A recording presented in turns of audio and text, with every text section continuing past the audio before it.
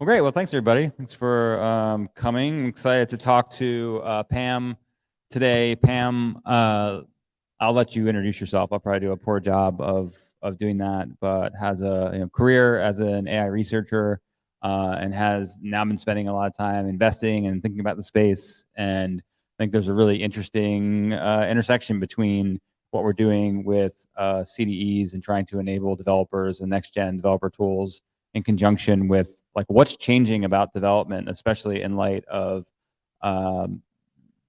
everything around generative AI and LLMs, and like how does that change the equation for what people develop, how they develop, not only how they develop but what they develop as well. So I guess we can just start with Pam. Tell us a little bit about yourself. Sure. Those without a mic, or do you want a mic? Oh, right. Hello, people on video. So I'm Pam. I've been an IC for most of my career, and that started in the early mid-aughts, I guess, when GPUs were used for things other than AI. So more like finite element analysis, figuring out tensile strength of wings on Boeing planes, or other things like that. CUDA was fairly new. We were still trying to figure out exactly what to do. I was at Microsoft at that time, kind of building out a compiler that would take MATLAB code and turn it into distributed high performance computing workflows, and had a little GPU cluster in my office, keeping me warm in the winter. After that, I ended up moving on towards big data.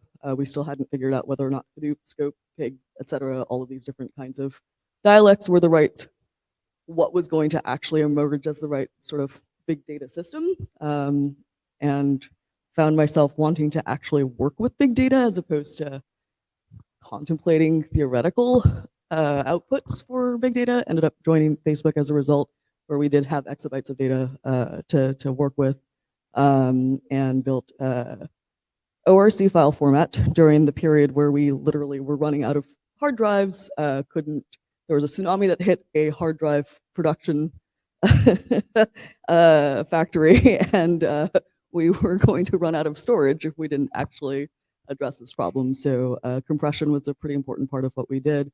Ended up saving the company sort of on the order of $1 billion by building out ORC file format and allowing us to save 20% in storage, memory, and compute. So we didn't have to, it didn't cost more to actually query that data now.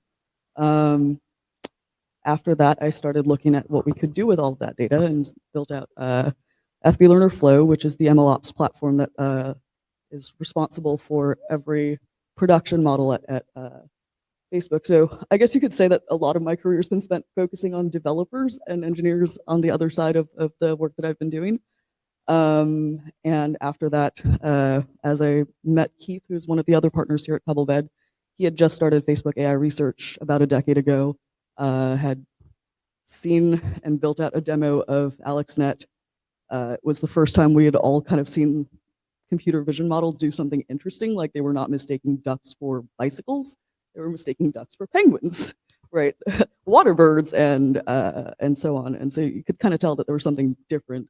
I built various computer vision models on my own, where like I had neon duct tape on weights on a bench press, trying to count how many times a bench press was going on. Not that I benched myself, just was building this for a friend. And that was kind of the state of computer vision before deep learning really started to show up in the world.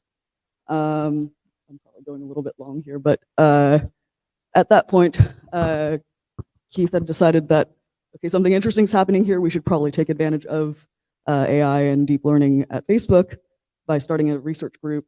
I had kind of started talking to him about whether or not FB Learner Flow would need to change and how it would co-evolve with deep learning, since prior to deep learning, a lot of the work in ML was around sort of feature engineering. So guessing what mattered and how to construct a specific feature to then better predict some sort of classification task.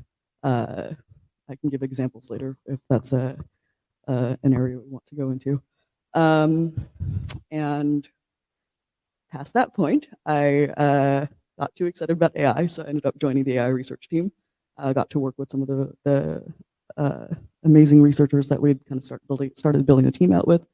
Ended up joining OpenAI as one of the founding engineers and helped build out it's a very different company back then. It was a nonprofit and pre-transformer days, so just different kinds of problems that we were trying to solve then.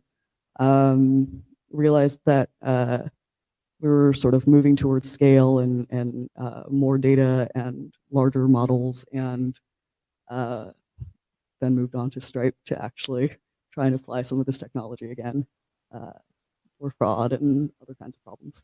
And then turned VC,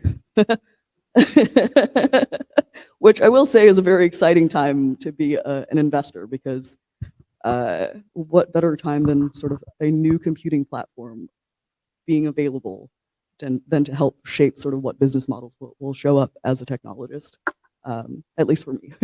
I don't mean that needs to be the case for everyone. Yeah, that was a great walkthrough on your background. I think like you've been doing this a long time, thinking about AI a long time, have gone through multiple hype cycles of AI, and I'm just curious to get your perspective on like where are we, and like are we at an inflection point? Where like what if you could sort of separate the hype from the reality of where you think this leads and where we're at, and what the ceiling is of that, like what's sort of the context of where we're at. And I want to get into talking about a little bit more about like how does that change the work of developers and like how you what we're building and everything. But I would love to get like that perspective from someone who has been, I think you've gone through your career and you kind of hear as we make these advancements, there's like this new opportunity for this thing that doesn't pan out and fizzles out, and you see like the practical applications of what can actually be done. Where are we at? So it's a very interesting word, hype, right? We're clearly at a new inflection point that AI hasn't really actually demonstrated before. I think the last time we really saw this was 2012 with AlexNet. We kind of saw brief glimpses of this with the large language model beginnings, where you could kind of see large scale data at Google and Facebook start being applied to these models that you could do translation with without knowing very much about the structure of different languages as well. And NLP conferences kind of changed a lot.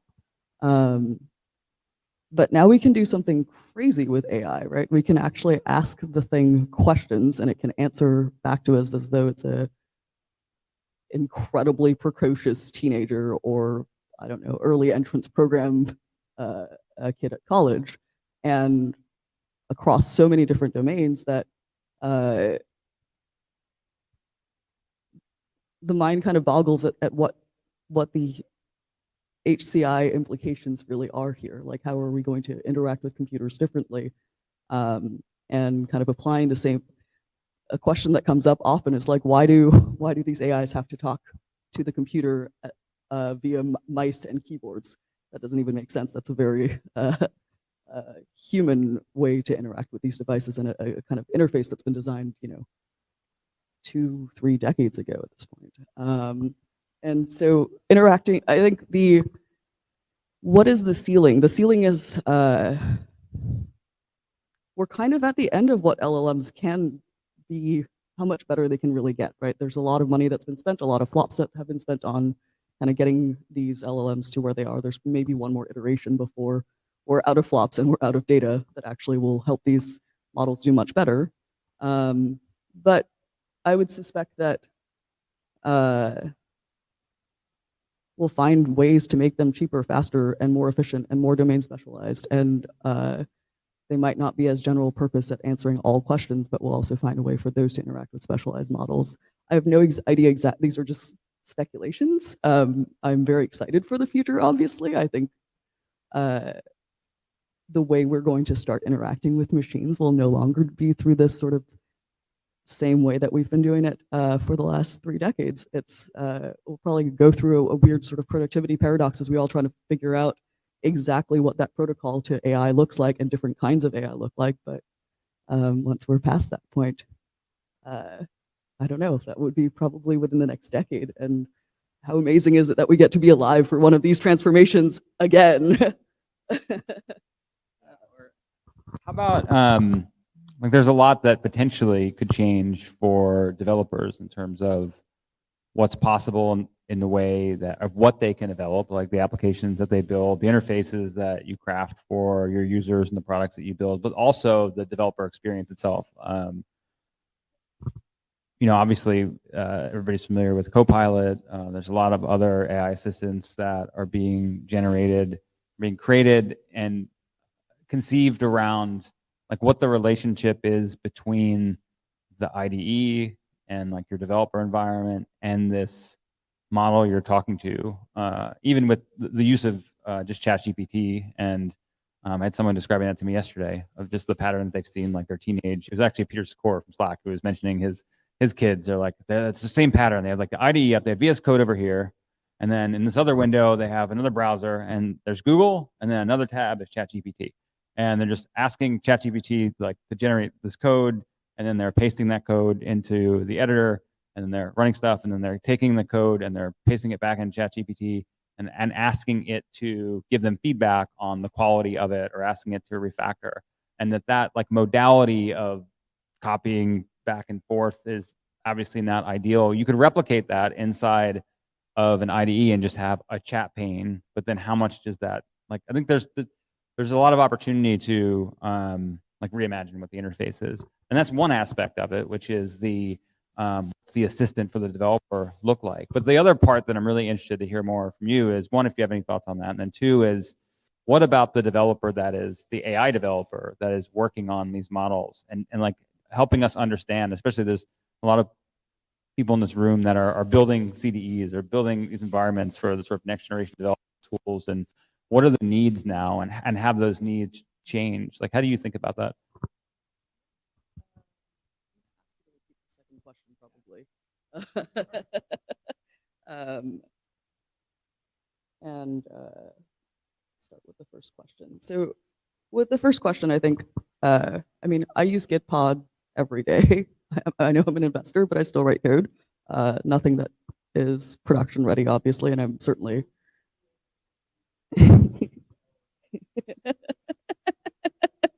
I know I kept having to up my credits. It was like, can I get some for free?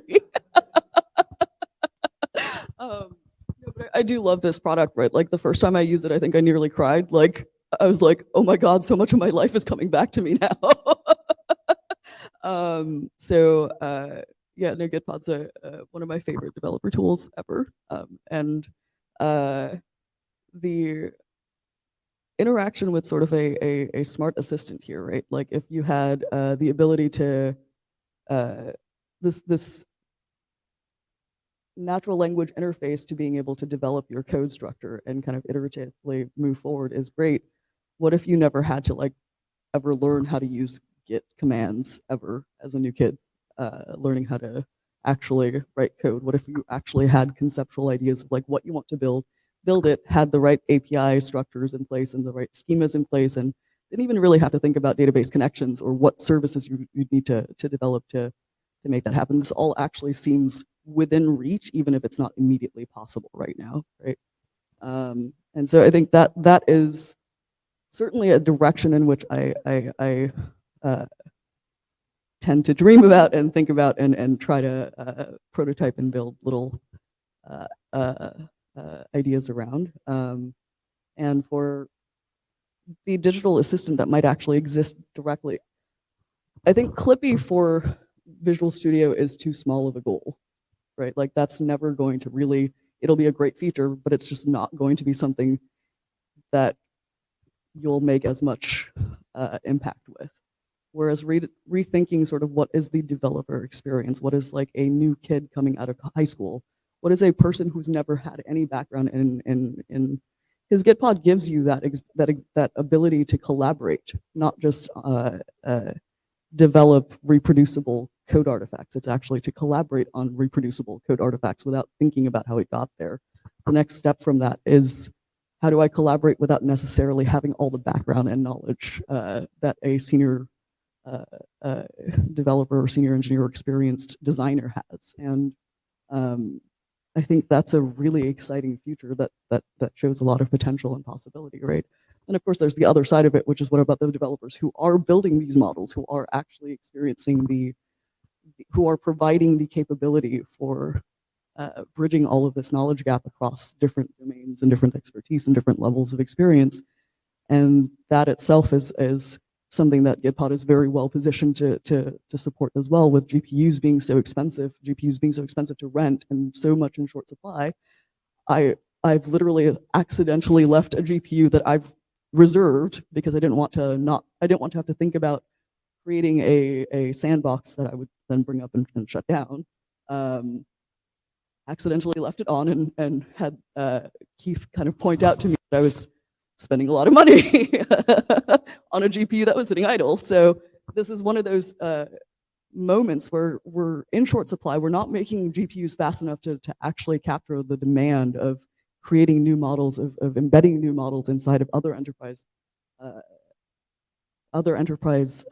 customers, while a proliferation of startups that are learning how to develop models that are more efficient, cheaper to run on a single GPU, on a cheaper GPU, on hardware that already is out there, but aren't going to want to rent those for reserved purposes until it's at inference point.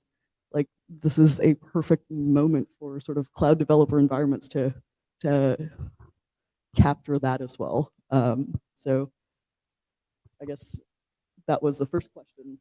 I might be rambling a little bit, but like, I feel like Gitpod is like a love letter to the engineers. So Yeah, it would be interesting to hear a little bit more about just about that. As if I'm like, almost what are the jobs to be done as someone who is working on not just using models or using APIs that sit on top of a model, but what are the needs of the, sounds kind of trite to say AI developer, but people that are building and training models, and how they're interacting with the data that they're using to train those models, and what's hard, like what are the problems to be solved and sort of the jobs to be done to provide environments and to provide like an authoring and editing experience in not just individually, but then collaboratively within a team of people that are doing that. And like, what's hard about that today, and what do you think that opportunity looks like?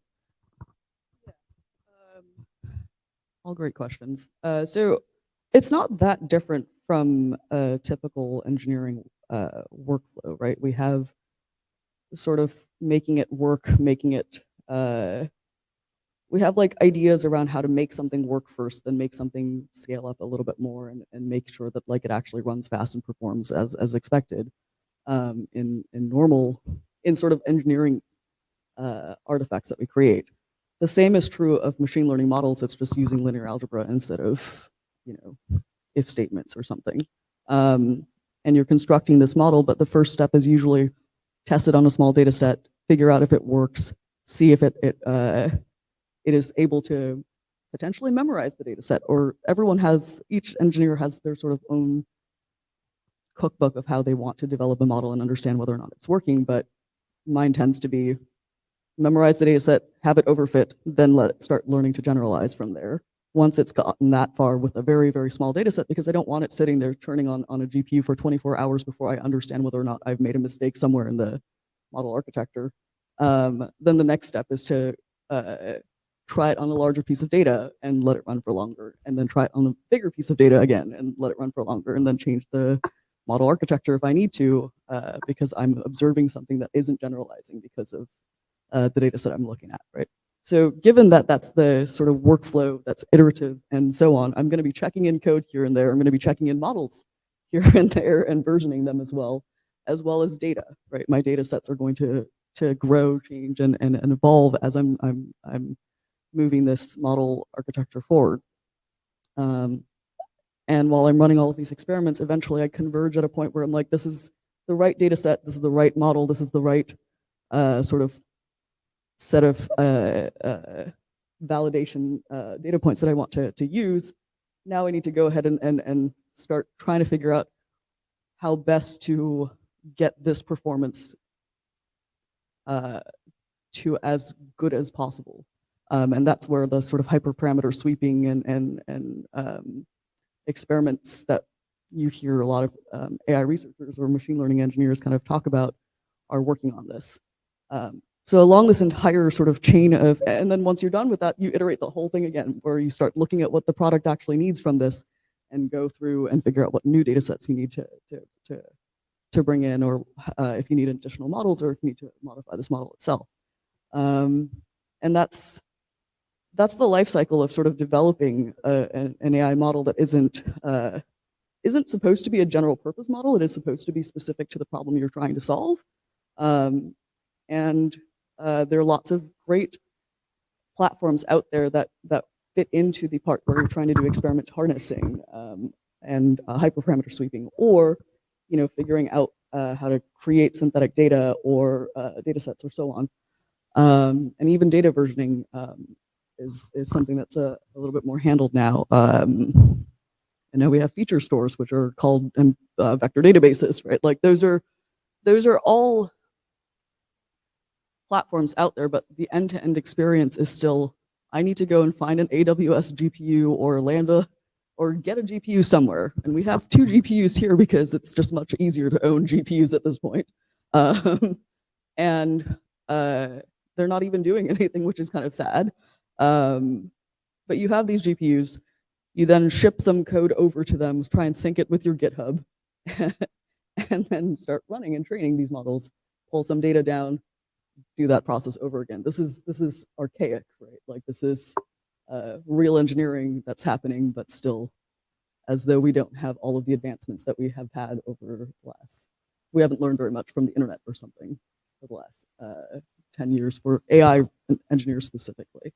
And all the tooling out there is focused on getting it into production, not getting that developer experience right. Yeah, dig deeper into that. I'd love to understand what you think the developer experience should look like. Like how should that experience be, and how similar is it to developing any software? It seems different in the sense that you're doing this work and then you're like sort of setting it and forgetting it. Like you need you need a GPU available or GPUs available. So you need like the computing resources that are like expensive, but then you also need to do this pre-work, and then you need to put it to work and then go do something else. And so what do you do in the meantime? How does that change your flow as you work? And like, what are the parallels to traditional software development and AR software development? And like, what would you talk about that experience really isn't there yet?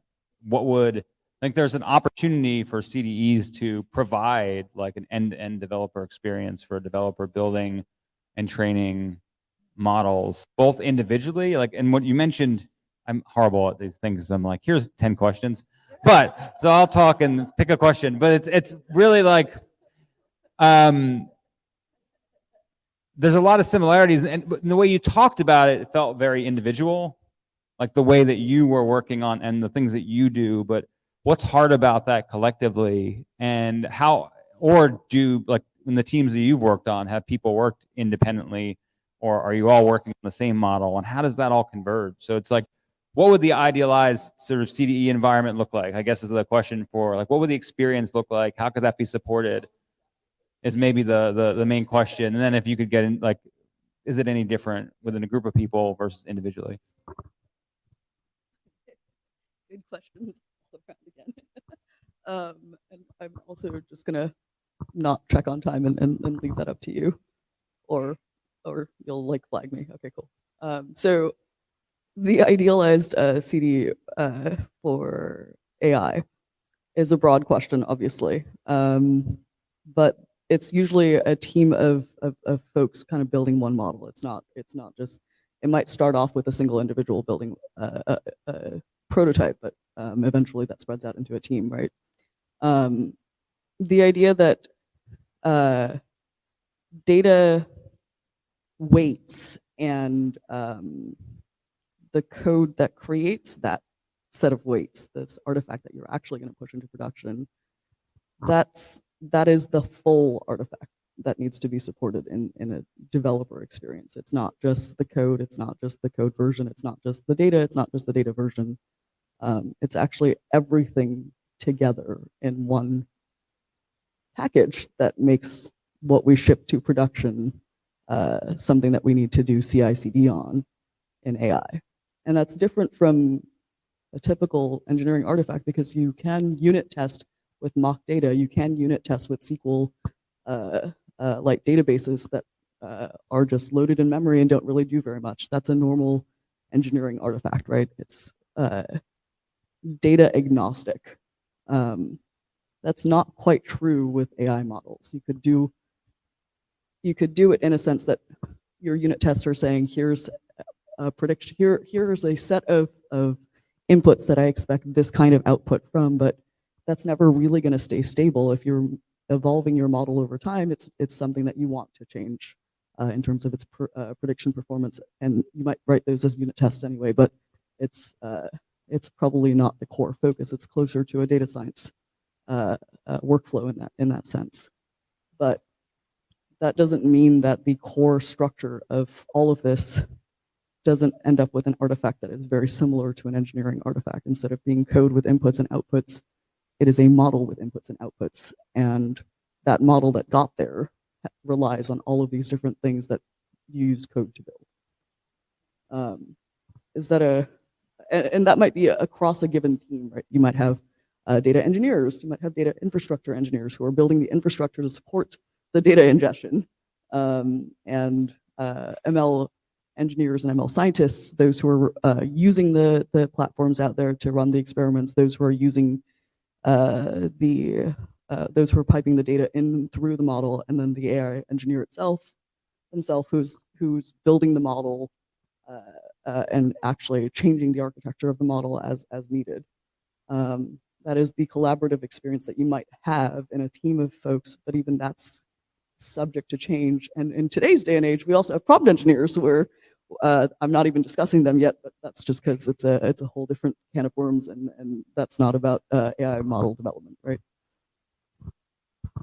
Awesome. Well, yeah, there's a lot to talk about here. I think we have 2 minutes, maybe a question. Does anybody have a question from the audience? All right.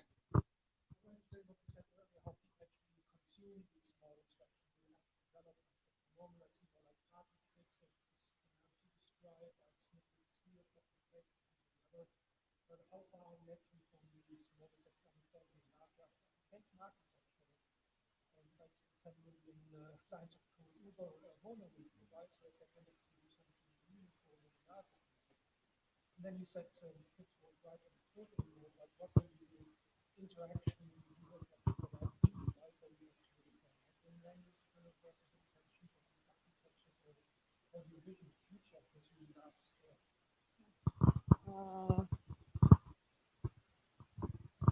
I had the opportunity to chat with one of my nephews recently, who's 11, and I've forgotten a lot about what it's like to be 11. But his experience with like there are going to be kids that are growing up in a world where they've not experienced it without ChatGPT, right?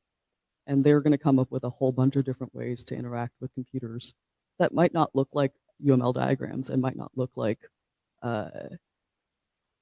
specifications. I think it's a great question, understanding sort of like what is maybe I can try and put this in compiler terms a little bit more.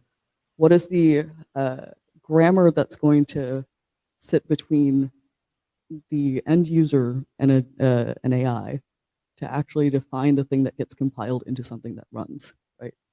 And then what is the runtime that it all sits on top of, and how much of that is a blend of AI and AI-generated outputs. I think we're trying to define all of those interfaces over the next decade. I am certainly hoping that we will find a way that is a little less static, such that we have partial generative models that are able to adapt to each other. But that probably also means that we'll need infrastructure that allows them to share inputs and outputs and understand how to like unroll changes that they've made to each other.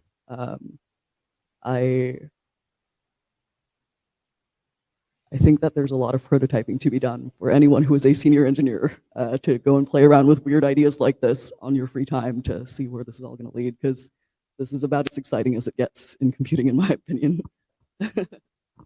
Yeah, that's a great place to stop. I think that there's a lot of prototyping to be done. And I think one of the things we heard yesterday that multiple people said was the power of developer surveys and surveying your developers inside your companies, the ones that use their products.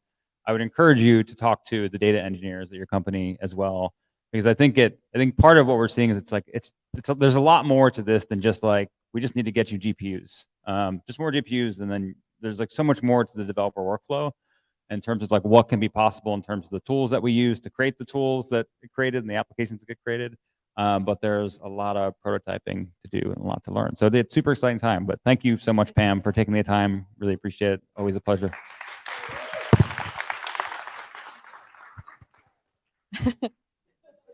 Awesome. Thank you so much. We're going to take a quick 3-minute break. So feel free to grab a